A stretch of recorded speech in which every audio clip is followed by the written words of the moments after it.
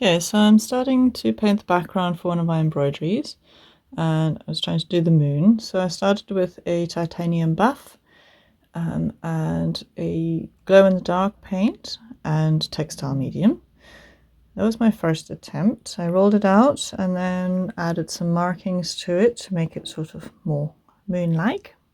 I just used an empty plastic bottle and a pen lid. And then, so the background, I just sprayed on some acrylic ink and water mixed onto scrunched up wet fabric. And then I did a few different shades of blue.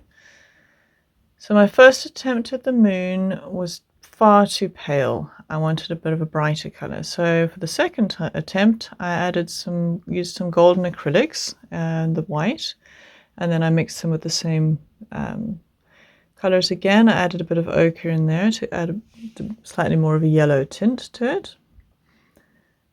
Then I placed it on top of the previous print and then put a weight on top while I got on with the rest of the printing.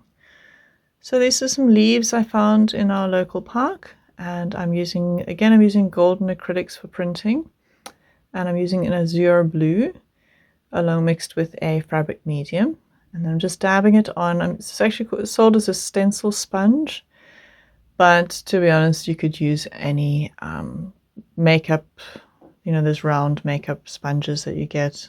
They're exactly the same. This has just got a fancy plastic handle on it, but essentially it feels exactly the same as one of those makeup blenders.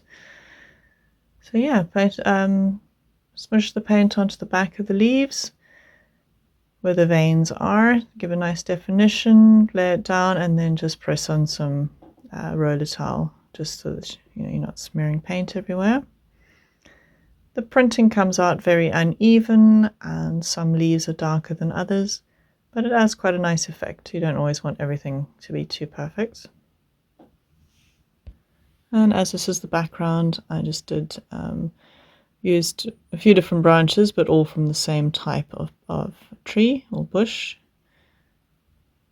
and just using different heights. And then I made the ones at the back a little bit darker than the ones at the front,